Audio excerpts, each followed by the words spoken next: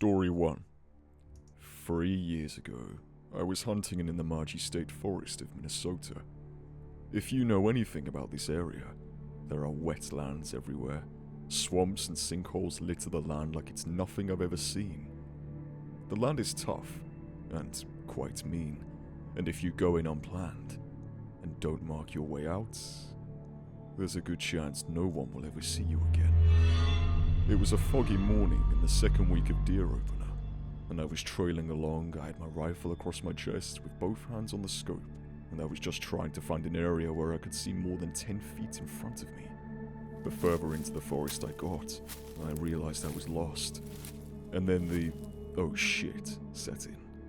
I walked a little further ahead trying to get my bearings, and before I knew it, I stepped forward and sunk. I'm up to my forehead in mud and sinking down, with my only anchor being my rifle bat and barrel that just so happened to be wider than the sinkhole I managed to get myself in. My only hope was to pull myself out. I tried and I tried for about 4.5 hours of screaming my lungs off for help. I was trying in vain to pull myself out, but every time I would pull myself up, my rifle would sink lower and lower. I tried jumping up to yell and get a breath of fresh air. Little did I know what a mistake that would be. I then became fully submerged in mud and sludge. After 5 hours, I came to terms that I was not getting out. I was going to die in a sinkhole, and no one would ever find me. I just thought about my wife and my mum, and how much it would hurt them to never find my body, and for them to go the rest of their lives without knowing what happened to me. I thought of my 2 girls, and how I wasted my life on a stupid hunting trip, that I was never going to be there for them anymore. And at that point, I think I probably looked like Leonardo DiCaprio from The Revenant, crawling through the snow. I was cursing and praying and cursing more, using my last bit of energy to get out. I thought, if I'm going to die, I'm going to make damn sure I exacerbate every fiber of my being before I entomb myself in this literal hellhole. Again, no luck, and out of nowhere this feeling of euphoria just rushed through my body. I was sad but happy at the same time, and understood it was my time to go. My body was broken, I was beginning to feel hypothermia set in, and out of nowhere I feel these 2 pair of hands grab mine that was still clutched to my rifle, and I slowly started getting pulled out of the sinkhole. A father and son had tracked a deer they shot to within 5 feet of where I sank, and to this day that deer has made me feel like a god is out there. Or it was my guardian angel. Where its life ended, I was reborn and given a second chance. After a week in the hospital of recovering from dehydration, hypothermia, and the ass-kicking I gave myself, I walked out of there promising myself to never take a second for granted. It's made me a better father to my children, and a better man, I truly believe. I still wake up at night, screaming with the rage I had trying to pull myself up, sinking deeper and deeper, covered in sweat, with my heart pounding. Whenever I do go check on my now 3 girls, I just think to myself how lucky I am to be alive. Lastly, I've given up on hunting, or even just going into deep woods as a whole. Maybe one day I'll try again, but every time I think about it, I just start shaking. Even writing this, it nearly brought me to tears. On a side note, a man from the Twin Cities this last hunting season disappeared in the very same area I was hunting. Look it up if you don't believe me. Every time I would see his face on the news or in the paper, I could just imagine him in my head, struggling to get out. But unfortunately for him and his family, he has still not been found. The only reason I am here today, talking right now, is because of my rifle and how I held it across my chest. Story 2. There are remote cypress swamps along the Pearl River in central Mississippi. and some of them become inaccessible due to the flooding during hunting season. The remoteness of these places creates ideal situations for a hunter willing to put in the extra effort, and I myself have hunted these woods and swamps for years, and know them well. Even though it was a bad idea, when I was younger I was confident enough to hunt back in there alone. One afternoon during duck season, a front was coming in, and I knew if I could get to Deal Island, it would be a good day. I put on my chest waders and rode my four-wheeler down an overgrown logging trail in the swamp to the edge of the flood. I waded a couple of sloughs and got to a particular honey hole where I could slay them. I did, and it was good. But when it came time to wade back out, I got a sense of unease that I could not explain. The weather was odd, because even though the temperature was dropping and a front was expected, everything was still and quiet. If you have ever been alone in a swamp at night, you will know what I mean. But everything is different when you can only see what's in the cone of light from your flashlight. I wasn't worried because my light was good, and, hell, I was carrying a 12-gauge shotgun. But still, something kept making the hair stand up on the back of my neck. I was being watched, and I could feel it. Sound carries funny in the swamp, but the sloshing noises I was making were the only thing I could hear. It was echoing back to me in funny ways. When I stopped to adjust the strap on the bag of decoys, the sloshing echo did not stop when it should have. Okay, there is something else in the swamp. No big deal. Some deer or hog will realize I'm a human in a minute and move away. Except it didn't. I would move for a bit and then stop to listen. The sound of something else out there would also stop, but it was getting closer. That's not normal. The cone of my flashlight made the trees and tangled brush cast long, scraggly shadows that moved with me as I tried to hurry out of the swamp. My knuckles were turning white on that Remington 870, and I was wishing it was loaded with something heftier than the number 2 steel shot. Then I noticed a very bad smell. Like a skunk, except much worse, and stopped again to listen and shine my light around. I noticed how the shadows continued to move, but holy fucking crap, I'm not moving. Why are the goddamn shadows moving? A limb snapped, and when I spun around to face it, something that was not there made a soft hissing noise. The beam of my light just ended, and the shape of nothingness was not there. A breath of stench hit my face, and I heard that hissing sound again. And I got the fuck out of that swamp. I was shaking and drenched in sweat when I got back to the truck, and those woods did not feel like my woods anymore. When I say it was something that was not there, that is the only way I can describe it. My light hit it, and there was a shadow behind it, but there was nothing there. Something in that swamp scared the crap out of me, and I do not want to know what it was. Story 3. They were in a remote section of southeastern Wyoming hunting for elk. Like any good elk hunter, they were up until early hours, around 3:30 AM, to stake out their spot and watch the herd patterns before daylight. As they were driving up to the spot, a figure appeared in their headlights, and by their silhouette, it wasn't a hunter. What was a person doing walking down the road in complete darkness with no hunting gear? My dad was driving, so he slowed to a crawl in his truck, and his buddy prepared his sidearm, as this had foul play written all over it. When they could distinguish the figure in the headlights, they saw it was a girl in a tank top and underwear, wearing no shoes.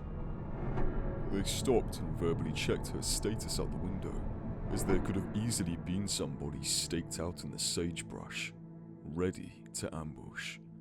When it was clear, she was severely hypothermic and bleeding from her feet. They got out and let her in the truck cab. From there, it had to have been a terrifying experience for that girl.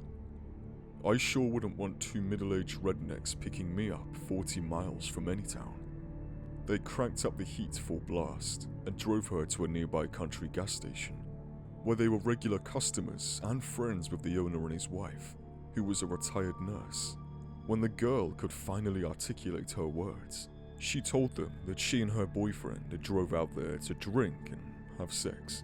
When she started having a seizure during sex, he lost his temper, grabbed her shoes, and threw them into the sage.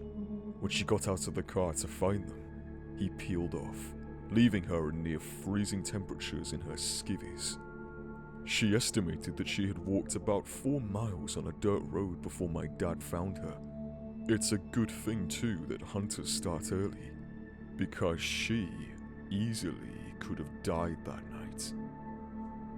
Story 4. My father and I were following a trail for a while, so we decided to take a break and catch our breaths. I sat on a log off the trail and my dad stood up on the edge of the trail waiting for me to get up. I then hear some movement and scan around, and I see a man, dressed casually, walking quickly down the trail with a Glock in his hand. He's not following the trail, he's just walking towards my dad with haste. Before he comes up to my dad, he asks if he's seen anything. Pretty normal. I keep an eye on him, because I don't believe he was there to hunt. I think he was there to make sure my dad hadn't seen anything he wasn't supposed to. He wasn't dressed like a hunter. He didn't walk like a hunter either. And it was deer season, and he decided he would take his Glock out to get a deer. I wasn't buying, so I put a round in the chamber and watched them talk. He seemed to be confident until my dad mentioned that he was here with me and gestured in my direction. I nodded and made a half-assed wave. The man then seemed to lose interest in us and ended the conversation shortly after and turned around and walked back the way he came, just about as fast as he walked up to us. It worried us a bit, but we continued. We haven't been back to that area in a while. My dad told me that there have been drug busts near that area in the past. This isn't a supernatural tale, just an experience that made me not want to go back to that area, not for a long time, or ever again. Story 5. In September last year, I was hunting antelope out near the Red Desert in Wyoming. I had just shot my antelope and was walking about 150 yards out to where he dropped so I could tag and begin field dressing the animal. I should mention I'm about 40 miles from the main road now, and had not seen another human nor vehicle since I got off the main road. This area is so extremely remote, it's hard to even describe. So, as I'm walking out to the antelope, I look up, and about 1 to 2 miles off in the distance, I see this extremely bright light zooming over the landscape and headed my way. I thought it was probably a game warden on a side-by-side coming to check my paperwork and all. No big deal. I keep walking out and find the animal I shot, and then I look up, and the light dived down into the sagebrush, and I can no longer see it. It was about half a mile from me when it disappeared. I also notice I don't hear any engine, if it is, in fact, someone on a motorized vehicle.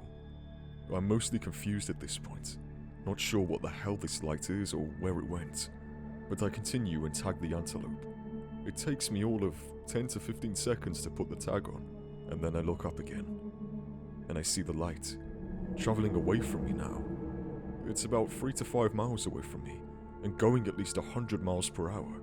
It was zooming way faster than any vehicle could possibly travel over this type of terrain.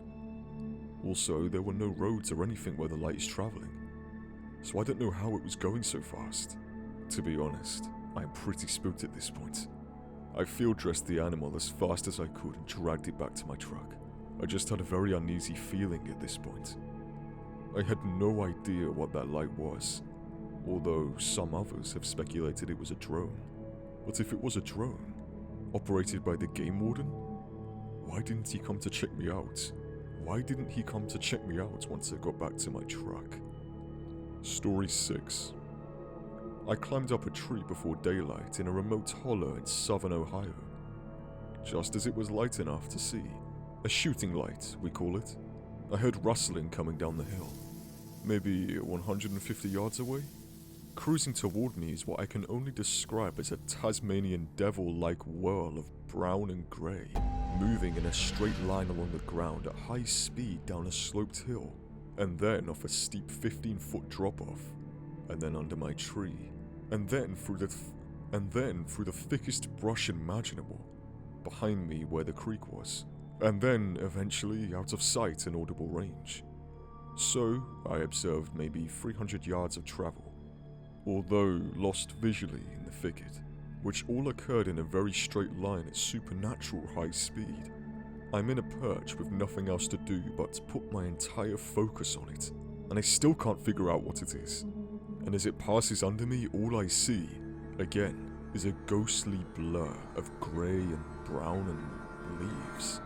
The total time elapsed was less than 10 seconds.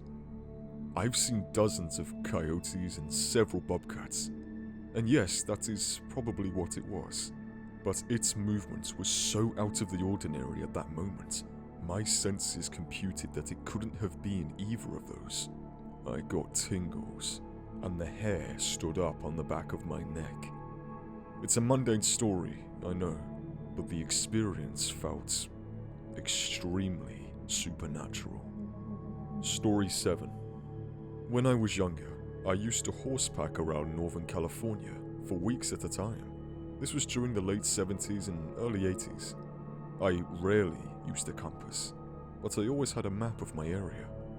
I'm pretty good at dead reckoning via landmarks, and I've never been lost in my life. Except once. I was in the Six Rivers National Forest, heading south towards Trinity County. This is very rough terrain. Lots of high ridges, steep hills, rocks everywhere, and a nasty brush to tangle you. I was riding the ridges, heading generally south, and trying to find easy places to cross to the next ridge when it became convenient. The skies were partly cloudy, and it was a cool 60 degrees Fahrenheit cold for that time of year. Since it was early August, and the temperatures were normally 90 degrees Fahrenheit or more during the day, I found a reasonable spot to cross over to the next ridge south of me, and started down. When I got into the ravine, it turned out that what looked easy from above was a rocky nightmare. I started walking up the ravine to find an easier place to get out of there. That's when a wind picked up, and it started drizzling. I walked for a mile or so, couldn't find anything that I wanted to risk my neck on, and more importantly, my horse's hooves, and decided to start up the side I had come down originally. I got to the top, took a look around to orient myself, and froze in shock. The landscape was completely different. I don't mean that it was lower, or easier, or less rocky. I mean that all of my landmarks were gone. Some of them were peaks that were 30 to 40 miles away. Others were a lot closer. It was completely different. I had no idea where I was, and I was completely disoriented. I dug out my map and started to review where I was, the angles on the hills I had been navigating by earlier, etc. I couldn't find anything that matched. The only thing that I could positively identify was the route up from the ravine that I had just come up. Since it was cloudy, I couldn't navigate by the sun. All I had were the landmarks that I used for dead reckoning, and those were gone. The wind was seriously picking up, and it was getting very, very cold. I almost expected snow. I had no idea where I was, so I started to backtrack to my last known position and see if I could pick up where I left off. I started down the hill, got to the bottom of the ravine, and started in the opposite direction up the ravine. This time I was very careful, watching for signs of my passage before and the hill I came down in the first place. It stopped raining, and the wind died down, and the day started to warm up. I found my original trail down the hill, started back up, and got to the top. All of the landmarks were there now. I was totally confused. I kept going on the ridge, watching carefully to find where I had come up before. When I got to the spot where I thought it should be, there was no sign of it. I cast back and forth for a while, trying to find my trail with no success. All of my landmarks were there to see. Eventually, I gave up and continued on the ridge. A bit later, I found an easy trail down and an easy trail back up the other side and continued on my way. To this day, I have no idea what happened, even though it was drizzling. I should have been able to see the closer landmarks, and honestly, the further landmarks were big enough to see. There was no sign that it was drizzling when I continued to where I had ascended the first time, and the temperature swings were wild that day, easily 30 to 40 degrees Fahrenheit. Not uncommon in the mountains, but odd for that time of year in that place. Another thing, originally, I had chosen to descend that at that point because there was nothing to prevent me from going up to the other side. I could see easily from the ridgetop. But when I arrived, there were tons of boulders blocking me that I should have been able to see from the top. Eerie and creepy at the time, sure, but I was more focused on trying to orient myself. But thinking back on it, even more so now. Story 8. One of my experiences happened on a family-owned land in North Carolina where I used to live. I still hunt, so it never kept me from going again. We call it the noise. To this day, if you ask people who live or live adjacent to the land about it, they know exactly what you're talking about. Whatever it was very loud and very fast. It was like a very loud primal scream. The first time I heard it, I was hunting with my dad and brother. We were stork hunting and very slowly and methodically moving through the forest. I noticed everything had gotten oddly quiet. The only thing you heard was the water running over the rocks in the creek. My dad stopped us and said to hold still and not to move. As soon as we stopped, it screamed behind us. It was so loud it made my ears ring. My dad never showed fear and was always rational, but even he looked very nervous. And me, I'm ready to shit on myself. My brother has his gun shouldered, looking around trying to spot it, just to see what it is and make sure it isn't close. Then, it screams again. Now it seems closer and in front of us.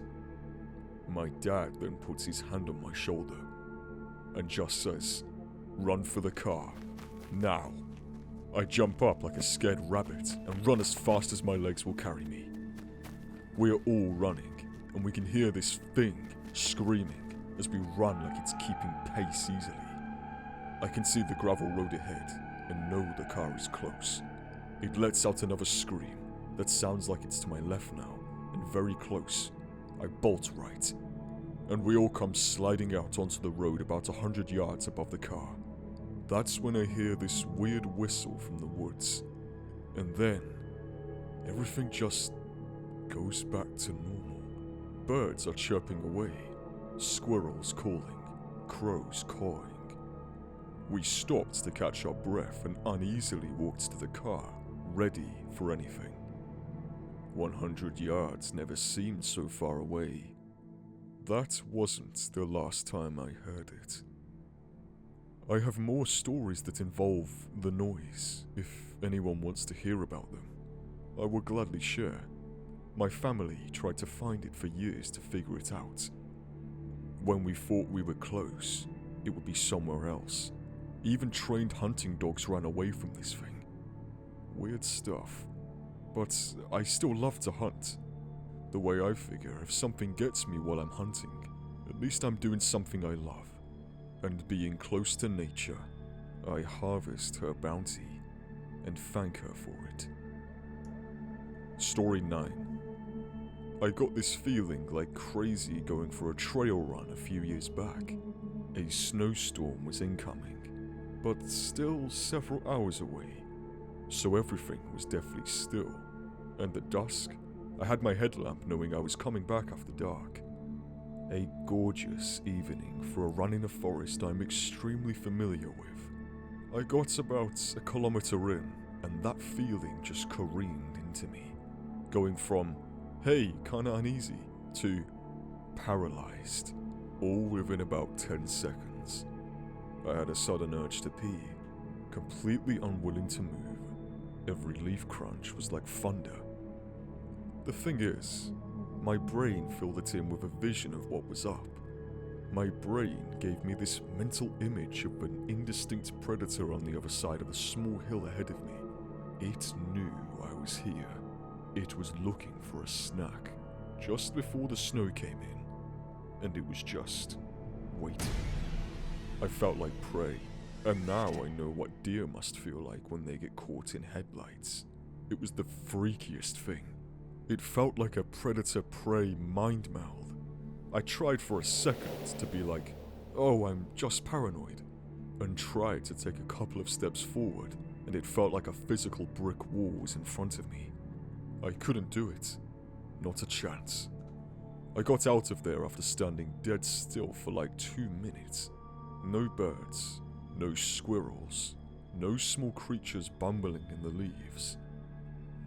Ended up walking back down the trail feeling like my neck was on fire. Sprinted the last 100 yards to my car. Felt way better in my car, but the feeling didn't fully dissipate until I was about a mile away. I've never gotten that sensation on that segment of the trail, or in those woods really, since. Even my long, rainy, dark swamp night runs aren't anywhere near that. I think my brain may have just run away with my imagination there, but I'm okay with that, because I'd much rather listen on the off chance that I'm right. Story 10. By far the scariest thing that has ever happened to me in those mountains was an hour-long lightning storm that ended up putting me and 2 of my buddies in quite a bit of danger. 5 of us came up together in a Jeep Wrangler and a Hummer, and while on our way we got a phone call from someone saying they would meet us. Great. Directions to the spot were given, as well as directions to a go-to spot that was very easy to find off a main road before it got woody, in case they couldn't find our camping spot. After a certain amount of time would pass, one of us would go leave for the go-to spot and guide the 3rd car back. This is sometimes how we go about things to plan around the loss of cell service. Well, enough time had passed for 2 of us, not me, to hop in the Hummer and go find the other friend. This left 3 of us to hang out. No problem, until the storm hit. If you've never been on the front range of Colorado during hail season, then you wouldn't understand how quickly a very devastating storm can form. And, oddly enough, break up and calm down. Seemingly out of nowhere, a drizzle quickly turned to heavy rain, and then marble-sized hail. Just as quickly as this storm hit us, we realized our biggest problem. The Jeep only has 2 seats and is filled with camping supplies, a very nice telescope, and other odds and ends. There was no room for 3 people, period. It was unspoken that we would not leave someone outside in the hail, nor would just one of us go into the Jeep. We were in this. We were getting obliterated by rain and annoyed by some decent hail. Then, the electricity started flying. We were in a canyon, so thunder was rolling and echoing and sounding as if Zeus just found out I just gave Calliope a poke and never returned her call. The noise was terrifying. We found a blue tarp in the back of the Jeep and were able to tie it to a few trees to at least shelter us from the rain. But it was one particular bolt of lightning that changed my respect for the power of the Rockies. About 50 feet from where we were huddled was a fence that outlines the property of a very large ranch. You couldn't see the ranch by any means, but the fence was clear as day, as well as a large pillar that stuck from the ground with a sign that said, "Warning, trespassers may be shot," or something similar bolted to it. While we were waiting for the storm to pass, and all the while among dozens of very loud and bright clashes of thunder and lightning, a massive bolt bent around the mountain, of which base we were up against, and struck onto the post, absolutely frying it. It was as if the bolt clung to the post for a solid 2 or 3 long seconds. Needless to say, we were horrified. because this was considerably less than 100 feet away, and this bolt was huge. The most disturbing part of it was for about 10 seconds after the bolt had gone away, that trespassing sign was glowing molten red and vibrated so loud that we could hear it over the rest of the storm. Our friends in the Hummer returned perhaps 45 minutes after this. And by then, the sky was clear, the storm was gone, and it was back to 75 degrees again. Everything was back to normal. The end. Thank you for watching, and as always, have a horrifying nightmare, my